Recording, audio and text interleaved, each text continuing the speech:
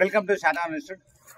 ఈరోజు మనము మన ఫిట్నెస్ ఎందుకంటే మనకి ఇప్పుడు ఎగ్జామ్స్ కండక్ట్ చేయడం ప్లీజ్ కోసం బాగా ప్రిపేర్ అవుతున్నాము.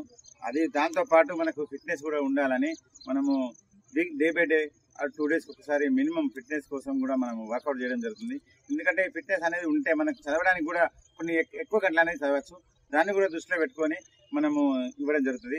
అంతేకాకుండా రేపు మనం ఫిలిమ్స్ క్వాలిఫై అయినా కూడా మనకు రేపు ఈవెంట్ అనేది కొంచెం క్వాలిఫై కావడానికి అవకాశం ఉంటుంది. అంతేకాకుండా స్కోర్ కూడా చేయడానికి అవకాశం ఉంటుంది. కాబట్టి వీటిని దృష్టిలో పెట్టుకొని మనకు ఇంకా ఇంట్రెస్ట్ ఉన్న వాళ్ళు, కొంచెం చదువు మీద కాన్ఫిడెన్స్ ఉన్న వాళ్ళు మనం ఫిట్నెస్ చెప్పడం జరుగుతుంది. అది ఇలా ఖచ్చితంగా మనము మినిమం హెల్త్ ఫిట్నెస్ కోసం అలా చేసినా కానీ మనం చదవడానికి కూడా మనకి ఎక్కువసేపు చదవడానికి అవకాశం ఉంటుంది. కాబట్టి మనం ఇప్పుడు మూమెంట్ ఈరోజు మనం మీడియం ఫిట్నెస్ వర్కౌట్ చేస్తున్నాము.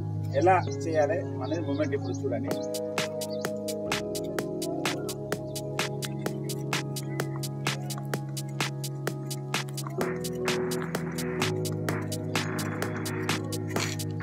నెక్స్ట్ ఇలా మూమెంట్ ఇలా హ్యాండ్ మూమెంట్ వేస్తే మనకి ఈజీగా బ్రీతింగ్ అనేది ఉంటుంది. నెక్స్ట్ ఇలాగా మీరు చూసినప్పటి మనకి ఏంటంటే ఇప్పుడు లెగ్ మూమెంట్ వస్తుంది, హ్యాండ్ మూమెంట్ వస్తుంది, మనకి బాడీ కూడా పర్ఫెక్ట్గా ఫ్రీగా ఉంటుంది.